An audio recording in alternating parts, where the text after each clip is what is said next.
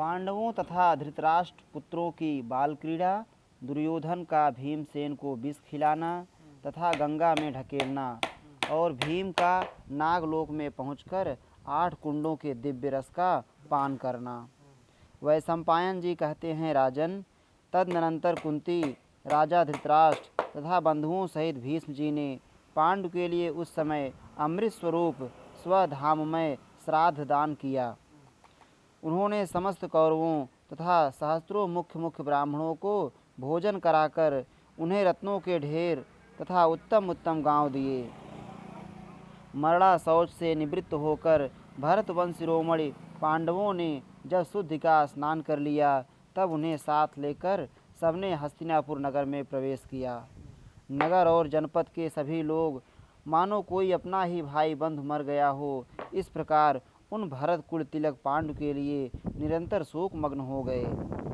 श्राद्ध की समाप्ति पर सब लोगों को दुखी देखकर व्यास जी ने दुख शोक से आतुर एवं मोह से पड़ी हुई माता सत्यवती से कहा, माँ, अब सुख के दिन बीत गए, बड़ा भयंकर समय उपस्थित होने वाला है। उत्तरोत्तर बुरे दिन आ रहे हैं। पृथ्वी की जवानी चली गई। अब ऐसा भयंकर समय आएगा जिसमें सब ओर छल कपट और माया का बोलबाला होगा। संसार में अनेक प्रकार के दोष प्रकट होंगे और धर्म कर्म तथा सदाचार का लोप हो जाएगा। दुर्योधन आदि कौरवों के अन्याय से सारी पृथ्वी वीरों से शून्य हो जाएगी।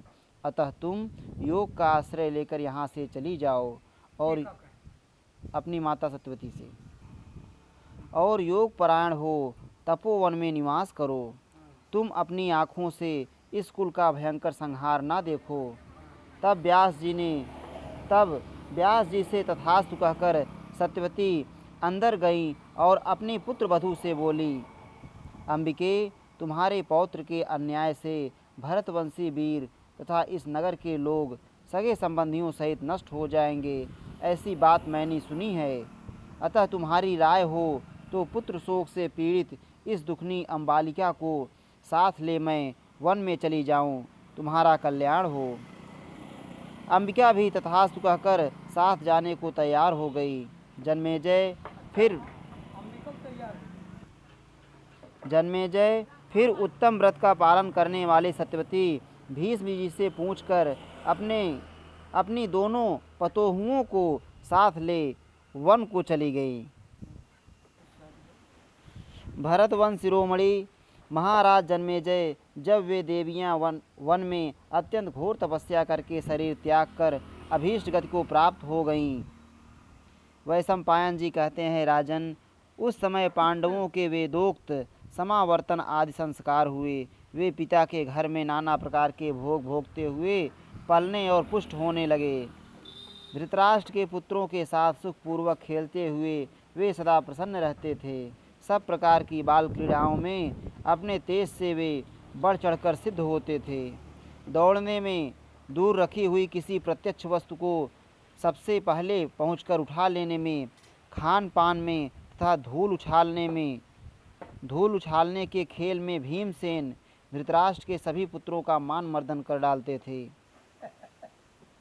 राजन, हर्ष से खेल कूद में लगे हुए उन कौरवों को पकड़कर भीमसेन कहीं छिप जाते थे, कभी उनके सिर पकड़कर पांडवों से लड़ा देते थे। धृतराष्ट्र के 101 कुमार बड़े बलवान थे, किंतु भीमसेन बिना अधिक कष्ट उठाए अकेले ही उन सबको अपने वश में कर लेते थे। बलवान भीम उनके बाल पकड़कर बलपूर्वक उन्हें एक दूसरे से टकरा देते और उनके चीखने चिल्लाने पर भी उन्हें धरती पर घसीटते रहते थे। उस समय उनके घुटने, मस्तक और कंधे छिल जाया करते थे। वे जल में क्रीड़ा करते समय अपनी दोनों भुजाओं से धृतराष्ट्र के 10 बालकों को पकड़ लेते और देर तक पानी में गोते लगाते रहते थे। जब वे अधमरे से हो जाते तब उन्हें छोड़ते थे। जब कौरव वृक्ष पर चढ़कर फल तोड़ने लगते तब भीमसेन पैर से ठोकर मारकर उन पेड़ों को हिला देते थे। उनके वेग पूर्वक प्रहार से आहत हो वे वृक्ष हिलने लगते और उन पर चढ़े हुए धृतराष्ट्र कुमार भयभीत हो फलों सहित नीचे गिर पड़ते थे। कुश्ती में, दौड़ लगाने में तथा शिक्षा के अभ्यास में धृतराष्ट्र कुमार सदा लांग डांट रखते हुए भी कभी भीमसेन की बराबरी नहीं कर पाते थे। इसी प्रकार भीमसेन भी धृतराष्ट्र पुत्रों से स्पर्धा रखते हुए उनके अत्यंत अप्रिय कार्यों में ही लगे रहते थे, परंतु उनके मन में कौरवों के प्रति द्वेष नहीं था, वे बाल स्वभाव के कारण ही वैसा करते थे। तब धृतराष्ट्र का प्रतापी पुत्र दुर्योधन यह जानकर कि भीमसेन में अत्यंत विख्यात बल है, उनके प्रति दुष्ट भाव प्रदर्शित करने लगा। वह सदा धर्म से दूर रहता और पाप कर्मों पर ही दृष्टि रखता था। मोह और ऐश्वर्य के लोभ से उसके मन में पाप पूर्ण विचार भर गए थे। वह अपने भाइयों के साथ विचार करने लगा कि यह मध्यम पांडुपुत्र कुंती नंदन भीम बलवानों में सबसे बढ़कर है, इसे धोखा देकर कैद कर लेना चाहिए। यह बलवान और पराक्रमी तो है ही, महान शौर्य से भी संपन्न है। भीमसेन अकेला ही हम सब लोगों से होड़ बद लेता है।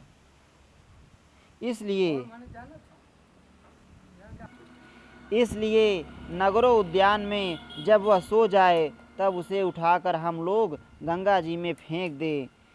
इसके बाद उसके छोटे भाई अर्जुन और बड़े भाई युधिष्ठिर को बलपूर्वक कैद में डालकर मैं अकेला ही सारी पृथ्वी का शासन करूँगा। ऐसा निश्चय करके पापी दुर्योधन महात्मा भीमसेन का अनिष्ट करने के लिए सदा मौका ढूंढता रहता था।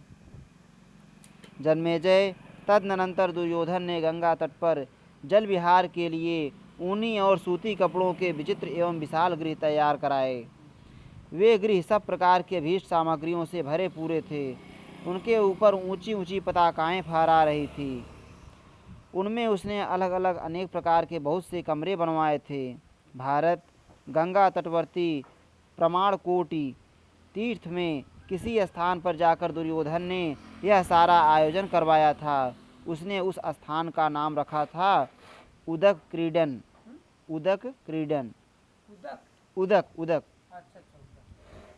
वहाँ रसोई के काम में कुशल कितने ही मनुष्यों ने जुटकर खाने पीने के बहुत से भक्ष्य, भोज्य, पेय, चोष्य और लेह पदार्थ तैयार किए। तदनंतर राजपुरुषों ने दुर्योधन को सूचना दी कि सब तैयारी पूरी हो गई है। तब खोटी बुद्धि वाले दुर्योधन ने पांडवों से कहा, आज हम लोग भांति भांति के उद्यान और वनों से शोभित गंगा जी के तट पर चलें, वहाँ हम सब भाई एक साथ जल विहार करेंगे। यह सुनकर युधिष्ठिर ने एवं अस्तु कहकर दुर्योधन की बात मान ली। फिर वे सभी सूरवीर कौरव पांडवों के साथ नगराकार रथों तथा स्वदेश में उत्पन्न श्रेष्ठ हाथियों पर सवार हो नगर से निकले और उद्यान वन के समीप पहुंचकर साथ आए हुए प्रजावर्ग के बड़े बड़े लोगों को विदा करके जैसे सिंह पर्वत की गुफा में प्रवेश करे, उसी प्रकार वे सब वीर भ्राता उद्यान की शोभा देखते हुए उसमें प्रविष्ट हुए। वह उद्यान राजाओं की गोष्ठी और बैठक के स्थानों से, श्वेत वर्ण के छज्जों से, जालियों और झरोखों से तथा इधर उधर ले जाने योग्य जलवर्षक यंत्रों से शोभित हो रहा था। महल बनाने वाले शिल्पियों ने उस उद्यान एवं क्रीड़ा भवन को झाड़ पोंछ कर साफ कर दिया था। चित्रकारों ने वहाँ चित्रकारी की थी। जल से भरी बावलियों तथा तालाबों द्वारा उसकी बड़ी शोभा हो रही थी। खिले हुए कमलों से आच्छादित वहाँ का जल बड़ा सुंदर प्रतीत होता था। ऋतु के अनुकूल खिलकर झड़े हुए फूलों से वहाँ की सारी पृथ्वी ढक गई थी। वहाँ पहुंचकर समस्त कौरव और पांडव यथा योग्य स्थानों पर बैठ गए और स्वतः प्राप्त हुए नाना प्रकार के भोगों का उपभोग करने लगे। तदनंतर उस सुंदर उद्यान में क्रीड़ा के लिए आए हुए कौरव और पांडव एक दूसरे के मुंह में खाने की वस्तुएं डालने लगे। उस समय पापी दुर्योधन ने भीमसेन को मार डालने की इच्छा से उसके भोजन में कालकूट नामक विष डलवा दिया। उस पापात्मा हृदय छुरे के समान तीखा था, परंतु बातें वह ऐसी करता था मानो उनसे अमृत झर रहा हो। वह सगे भाई और हितैषी सुहृद की भांति स्वयं भीमसेन के लिए भांति भांति के भक्ष्य पदार्थ परोसने लगा। भीमसेन भोजन के दोष से अपरिचित थे, अतः दुर्योधन ने जितना परोसा वह सब का सब खा गए। यह देख नीच दुर्योधन मन ही मन हंसता हुआ सा अपने आप को कृतार्थ मानने लगा। तब भोजन के पश्चात पांडव तथा धृतराष्ट्र के पुत्र सभी प्रसन्नचित हो एक साथ जल क्रीड़ा करने लगे।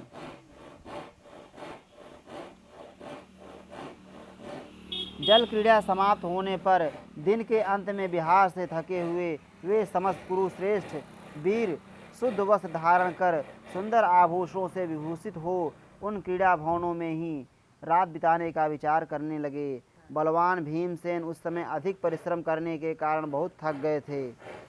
वे जल क्रीड़ा के लिए आए हुए उन कुमारों को साथ लेकर विश्राम करने की इच्छा से प्रमाणकोट के उस गृह में आए और वहीं एक स्थान में सो गए। पांडुनंदन भीम थके तो थे ही, विष के मद से भी अचेत हो रहे थे। उनके अंग अंग में विष का प्रभाव फैल गया था। अतः वहाँ ठंडी हवा पाकर ऐसे सोए कि जड़ के समान निश्चेष्ट प्रतीत होने लगे। तब दुर्योधन ने स्वयं लताओं के पास में वीरवर भीम को कसकर बांधा। वे मुर्दे के समान हो रहे थे। फिर उसने गंगा जी के ऊंचे तट से उन्हें जल में ढकेल दिया। भीमसेन बेहोशी की दशा में जल के भीतर डूबकर नागलोक में जा पहुँचे। उस समय कितने ही नाग कुमार उनके शरीर से दब गए। तब बहुत से महाविषधर नागों ने मिलकर अपनी भयंकर विष वाली बड़ी बड़ी दाढ़ों से भीमसेन को खूब डसा। उनके द्वारा डसे जाने से कालकूट विष का प्रभाव नष्ट हो गया।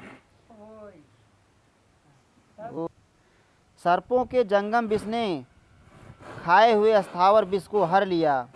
चौड़ी छाती वाले भीमसेन की त्वचा लोहे के समान कठोर थी, अतः यद्यपि उनके मर्म स्थानों में सर्पों ने दांत गड़ाए थे तो भी वे उनकी त्वचा को भेद ना सके। तत्पश्चात कुंती नंदन भीम जाग उठे। उन्होंने अपने सारे बंधनों को तोड़कर उन सभी सर्पों को पकड़ पकड़ कर धरती पर दे मारा। कितने ही सर्प भय के मारे भाग खड़े हुए। भीम के हाथों से मरने से बचे हुए सभी सर्प इंद्र के समान तेजस्वी नागराज वासुक के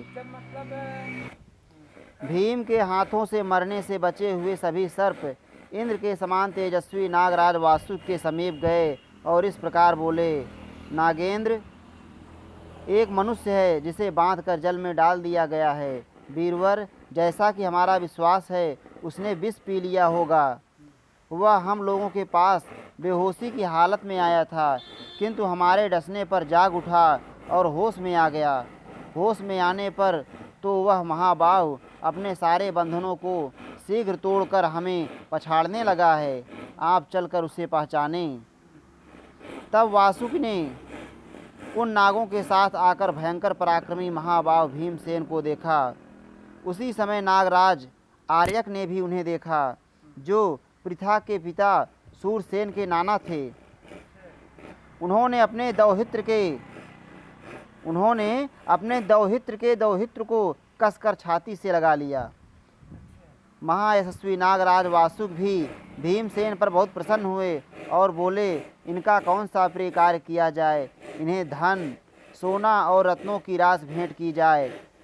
उनके यों कहने पर आर्यक नाग ने वासुक से कहा, नागराज, यदि आप प्रसन्न हैं तो यह धनराशि लेकर क्या करेगा? आपके संतुष्ट होने पर तो इस महाबली राजकुमार को आपकी आज्ञा से उस कुंड का रस पीना चाहिए जिससे 1000 हाथियों का बल प्राप्त होता है। यह बालक जितना रस पी सके उतना इसे दिया जाए। यह सुनकर वासुक ने आर्यक नाग से कहा, ऐसा ही हो। तब नागों ने भीमसेन के लिए स्वस्थ वाचन किया। फिर वे पांडुकुमार पवित्र हो पूर्वाभिमुख बैठकर कुंड का रस पीने लगे। वे एक ही सांस में एक कुंड का रस पी जाते थे। इस प्रकार उन महाबली पांडुनंदन ने 8 कुंडों का रस पी लिया। इसके बाद शत्रुओं का दमन करने वाले महाबाहु भीमसेन नागों की दी हुई दिव्य शैया पर सुखपूर्वक सो गए। इस श्री भीमसेन सोइएन। इस श्री महाभारते आदि पर्वणि संभव पर्वणि भीमसेन रसपाने सप्तविंशत्यधिक शततमो अध्याय। इस प्रकार श्री महाभारत आदि पर्व के अंतर्गत संभव पर्व में भीमसेन के रसपान से संबंध रखने वाला 127वां अध्याय पूरा हुआ। श्री राधा वल्लभ लाल की जय।